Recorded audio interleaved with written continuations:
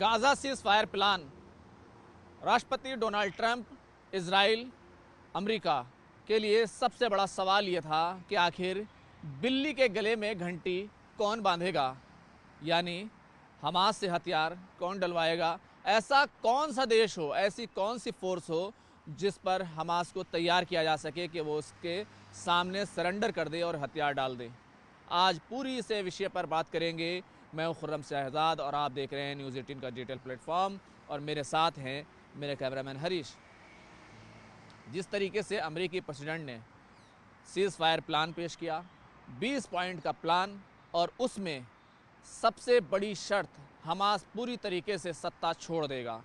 Hamas को हथियार डालने होंगे, हमास को सत्ता से हटना होगा और हमास के जो भी जंगजू हैं, लीडर हैं, अगर वो गाज़ा में रहना चाहते हैं तो वो अमन शांति के साथ रह सकते हैं, लेकिन अगर वो देश छोड़कर जाना चाहते हैं, गज़ा फ़लस्तीन छोड़कर जाने चाहते हैं तो फिर उनको सेफ़ पैसेज दिया जाएगा। लेकिन बड़ा सवाल कि आखिर ये होगा कैसे, ज़मीन पर हमास कैसे हथियार डालेगा, और हमास की ये शर्त कि वो किसी बाहरी देश के सामने, बाहरी फोर्स के सामने हथियार नहीं डालेगा। गाज़ा का कंट्रोल फ़लस्तीनियों के पास रहना चाहिए।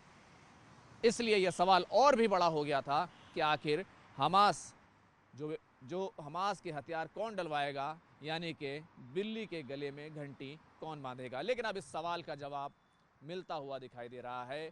दरअसल अमेरिका ने पाकिस्तान को एक बार फिर से इस्तेमाल किया है। अमेरिका ने पाकिस्तान को राहत और दूसरे जो वित्तीय फ़ायदे हैं, फाइनेंस है का जो इशू है, पैसे की जो इशू है, जो टाइज़ हैं और जो सौदेबाजी है, बिज़नेस है, उसको लेकर अमेरिका ने एक बार फिर से पाकिस्तान का इस्तेमाल किया है और पाकिस्तान को इस बात के लिए तैयार किया है कि पाकिस्तान ये रोल अदा करे। और हमास पाकिस्तान पर इसलिए भरोसा कर सकता है क्योंकि पाकिस्तान ही वो मुल्क है जिसने इजराइल को आज तक मान्यता नहीं दी, इजराइल को कभी रिकॉग्नाइज नहीं किया, और अब पाकिस्तान अमेरिका के इशारे पर बाज़ाब्ता 20,000 सैनिक के इंटरनेशनल सिक्योरिटी फोर्स में भेजेगा और ये फ़ौजी जो होंगे ये वहाँ पर बफर जोन की तरह काम करेंगे। और इस सिलसिले में अमेरिका, मोसाद और पाकिस्तान की आईएसआई और पाकिस्तान के जनरल्स के बीच में बाकायदा एक समझौता हुआ है। और ये समझौता, जब सीआईए मौजूद है, अमेरिका मौजूद है, तो आप समझ सकते हैं कि कैसे ये समझौता कराया गया होगा। हालांकि अगर देखें, पाकिस्तान काफ़ी ज़्यादा दबाव में था जब से उसने पहलगाम में आतंकवादी हमले को अंजाम दिया था, लेकिन उसके बाद डोनाल्ड ट्रंप की एंट्री होती है और डोनाल्ड ट्रंप पाकिस्तान को निकाल कर ले जाते हैं और ऐसा दिखाने की कोशिश करते हैं जैसे सीज़ फायर का समझौता जो भारत पाकिस्तान के बीच हुआ वो उन्होंने ही कराया। और उसके बाद डोनाल्ड ट्रंप के मुंह को खून लग जाता है और उसके बाद वो इजराइल और गाज़ा यानी हमास के बीच समझौता कराते हैं, 20 पॉइंट का प्रोग्राम बनाते हैं और उसको पूरी तरीके से थोप देते हैं। और उस जो प्लान है उसके अंदर हमास की मौत पर भी दस्तखत करते हैं और हमास को इसके लिए तैयार किया जाता है क्योंकि सवाल गाज़ा के अस्तित्व का, वजूद का खड़ा हो गया था। पूरा गाज़ा मिट्टी में मिल चुका था, 68,000 से ज़्यादा लोगों की मौत हो चुकी थी। और इस तरीके से शर्म शेख मिस्र के अंदर, इजिप्ट के अंदर हमास के लोग बैठते हैं, इजराइल के लोग बैठते हैं और दूसरी अरब कंट्रीज़ के लोग वहाँ पर जाते हैं।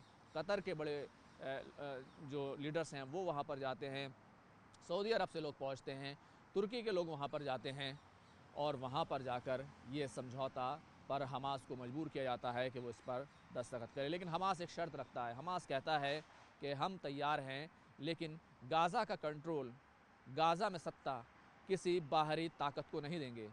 कि अब ये सवाल खड़ा हो गया था कि आखिर हमास से हथियार कौन डलवाएगा। तो अब पाकिस्तान इस मामले में आगे आ चुका है, यानी इंटरनेशनल स्टेबिलिटी फोर्स जिसको कहा जा रहा है, यानी इंटरनेशनल सिक्योरिटी फोर्स जो वहाँ पर एक बफर जोन बनाएगी, वहाँ पर ये काम पाकिस्तान से कराया जाएगा। और पाकिस्तान को क्या फ़ायदे होंगे वो आप अंदाज़ा लगा सकते हैं, क्योंकि पाकिस्तान के साथ अमेरिका ने जिस तरीके से तिजारती समझौते किए, बिज़नेस डील्स की हैं, वो पाकिस्तान के लिए एक बहुत बड़ी मजबूरी है, क्योंकि पाकिस्तान भाग नहीं सकता और पाकिस्तान अमेरिका को नाराज़ नहीं कर सकता, लेकिन इसका क्या असर उनकी इंटरनल पॉलिटिक्स में होगा इस बात का अंदाज़ा आप लगा सकते हैं। लेकिन पाकिस्तान के जो विदेश मंत्री हैं वो ये कह रहे हैं ख्वाजा आसिफ साहब कि हमको ये रोल दिया गया है और हम इस रोल को निभाएंगे। हालांकि कई और दूसरे देश हैं जो इस पूरी डील के अंदर international stability force, international security force में शामिल होंगे। अज़रबैजान शामिल होगा, तुर्की शामिल होगा, इंडोनेशिया शामिल होगा, इस तरह के देश शामिल होंगे। और मिस्र का इन्वॉल्वमेंट तो पहले से मौजूद है, क्योंकि मिस्र तो खुद रफ़ा बॉर्डर पर पहले से खड़ा है और मिस्र के इज़राइल के साथ पहले से ही समझौते हैं।